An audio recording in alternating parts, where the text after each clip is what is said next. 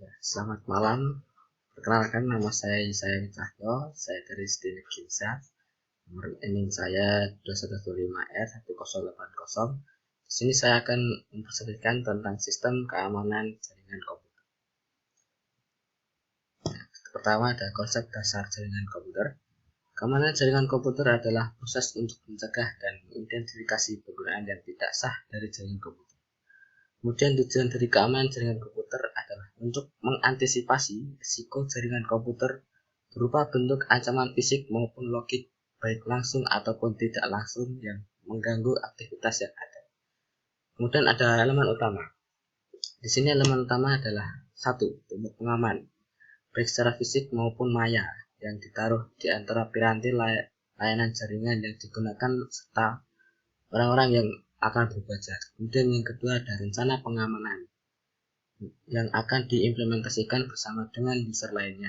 Kemudian ada bentuk ancaman. Beberapa bentuk ancaman jaringan komputer, misalnya contoh, itu ada sniffer, peralatan yang dapat memonitor proses yang sedang berlangsung. Kemudian ada spoofing, yaitu penggunaan komputer untuk meniru dengan cara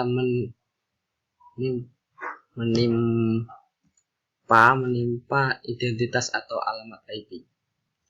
Kemudian ada remote attack, segala bentuk serangan terhadap suatu mesin di mana penyerangannya tidak memiliki kendali terhadap mesin tersebut karena dilakukan dari jarak jauh. Kemudian ada bentuk ancaman kedua, ada hole, kondisi dari software atau hardware yang bisa diakses oleh pemakai yang tidak memiliki otoritas. Kemudian ada cracking, yaitu berlaku menjadikan sistem pengamanan telepon melemah. Kemudian ada hacker, yaitu orang yang secara diam-diam mempelajari sistem yang biasanya sukar dimengerti, kemudian mengolahnya dan men-share hasil uji coba untuk dilakukannya.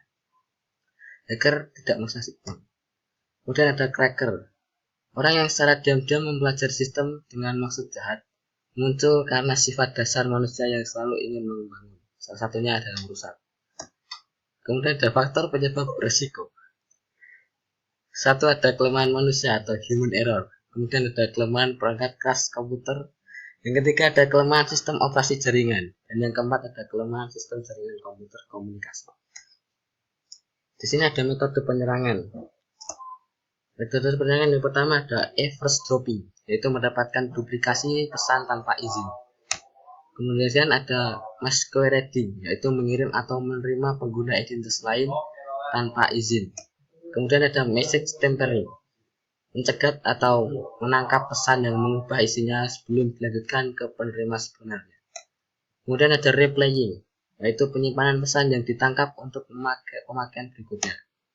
Kemudian ada denial of service, yaitu membanjiri saluran atau sumber lain dengan pesan yang bertujuan untuk menggagalkan pengaksesan pemakai lain. Kemudian ada kategori serangan. Yang pertama ada interruption, yaitu suatu sistem yang diserang sehingga menjadi tidak tersedia atau tidak dapat dipakai. Contoh, kerusakan modifikasi terhadap piranti keras atau saluran jaringan. Yang kedua ada interception, yaitu user yang tidak berhak atau unauthorized mendapatkan akses file. Contoh, penyadapan terhadap data dalam satu jaringan. Kemudian serangan-serangannya. Yang ketiga ini ada modification. Selanjutnya yang ketiga ya, adalah user yang tidak berhak, yang tidak hanya mendapatkan akses tapi juga dapat mengubahnya. Contoh, perubahan nilai pada file data, modifikasi program sehingga berjalan dengan tidak semestinya, dan memodifikasi pesan yang sedang ditransmisikan dalam jaringan. Yang keempat ada fabrication, user yang tidak berwenang menciptakan objek palsu dalam sistem. Contoh, pengiriman pesan palsu kepada orang lain. Pengendalian, membuat tingkatan akses, yaitu melakukan pembatasan-pembatasan sehingga memperkecil peluang penembusan oleh pemakai yang tidak diotorisasi. Misalnya, pembatasan login, pembatasan jumlah usaha login, dan tingkat akses yang diizinkan. Yang kedua ada mekanisme kendali akses, melakukan user authentication, yaitu autentikasi pemakai, yaitu masalah yang diidentifikasi pemakai ketika login. Metode autentikasi didasarkan pada 3 cara. Suatu yang diketahui pemakai, misalnya password, kombinasi kunci, dan nama kecil pemertuan, dan sebagainya. Sesuatu yang dimiliki pemakai, misalnya kartu identitas, kunci, dan sebagainya. Dan sesuatu yang mengenai ciri pemakai, misalnya sidik jari, sidik suara, foto, dan sebagainya. Waspada terhadap rekayasa sosial. Mengaku sebagai eksekutif yang tidak berhasil mengakses menghubungi administrator via telepon atau fax. Mengaku sebagai administrator yang perlu mendiagnosa masalah network dengan menghubungi end user via email. Mengaku sebagai petugas keamanan e-commerce dengan menghubungi customer yang bertransaksi untuk mengulang kembali transaksinya. Pencurian surat atau password, penyuapan, dan kekerasan. Yang keempat adalah membedakan sumber daya internal dan eksternal. Menguatkan teknologi firewall yang memisahkan network internal dengan network eksternal dengan rule tertentu. Yang kelima adalah sistem autentikasi user. Sistem autentikasi user adalah proses penentuan identitas dari seseorang yang sebenarnya. Diperlukan untuk menjaga keutuhan, integriti, dan keamanan security. Contoh-contoh: Secured Edge, SK, Password, Challenge Handshake Authentication Protocol, Remote Authentication Dual User Service, dan sebagainya. Kemudian pengandalian, ada dua cara dalam melindungi aset organisasi dalam jaringan komputer. Itu yang pertama, ada secara administratif atau fisik, membuat rencana kemungkinan terhadap bencana atau program penyaringan calon pegawai sistem informasi. Yang kedua ada secara teknis, dengan menerapkan firewall atau membentuk VPN. Konsep firewall. Firewall adalah sebuah sistem atau sekelompok sistem yang menetapkan kebijakan kendali akses antara dua jaringan. Secara prinsip, firewall dapat dianggap sebagai sepasang mekanisme. Yang pertama, memblok lalu lintas, dan kedua, mengizinkan lalu lintas jaringan. Firewall digunakan untuk melindungi jaringan Anda dari serangan pihak luar. Firewall tidak dapat melindungi dari serangan atau tidak melalui firewall serangan dari seseorang yang berada di dalam jaringan Anda, serta dari program-program aplikasi yang ditulis dengan buruk. Secara konseptual, terdapat dua macam firewall, yaitu network level dan application level. Apa itu network level? Network level didasarkan pada keputusan mereka pada alamat sumber, alamat tujuan, dan port terdapat dalam setiap paket IP. Kemudian application level biasanya adalah host yang berjalan sebagai proxy server yang tidak mengizinkan lalu lintas antara jaringan dan melakukan login, auditing lalu lintas yang melaluinya. Host adalah suatu sistem komputer yang terhubung pada suatu network. Bastion host, sistem komputer yang harus memiliki tingkat sekuritas yang tinggi. Mengapa? Karena sistem ini rawan sekali terhadap serangan hacker dan cracker. Karena biasanya mesin ini diekspos ke network luar internet dan merupakan titik kontak utama para user dari internal network. Kemudian ada paket filtering. Aksi dari suatu alat device mengatur secara selektif alur data yang melintasi suatu network.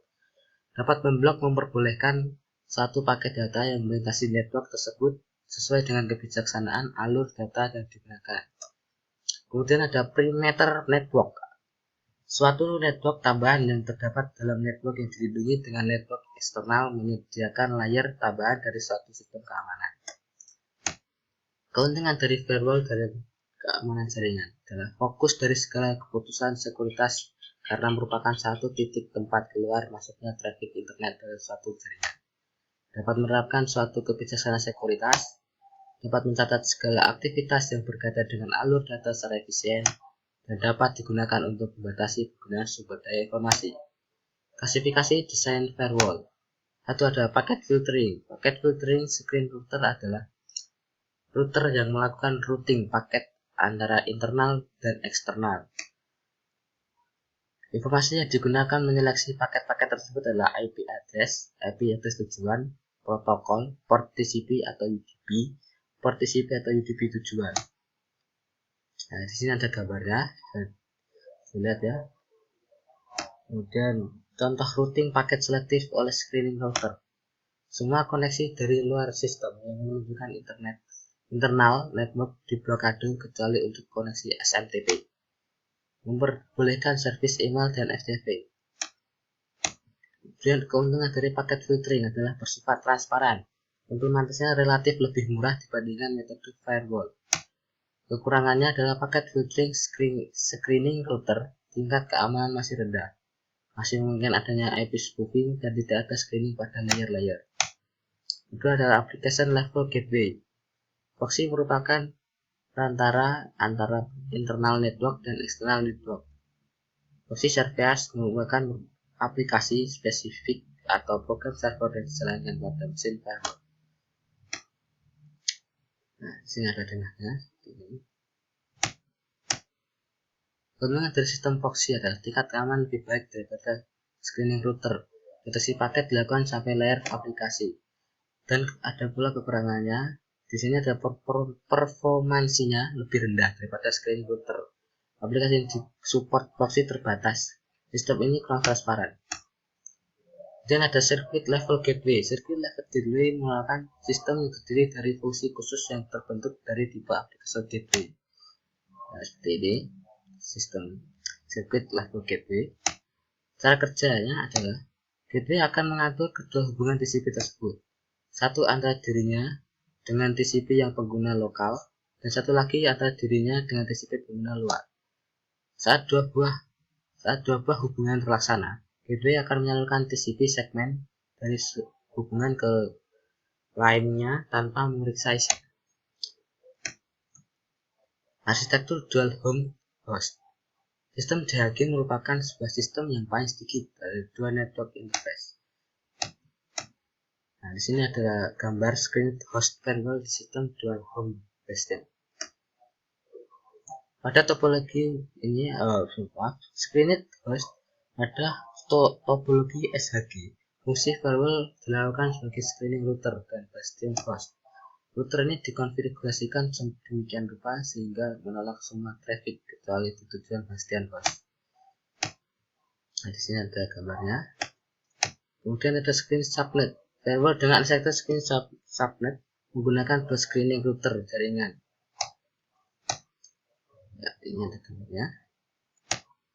Konsep VPN atau Virtual Private Network sama dengan jaringan pribadi pada umumnya, di mana suatu jaringan komputer suatu lembaga atau perusahaan di suatu daerah atau negara terhubung dengan jaringan komputer lain.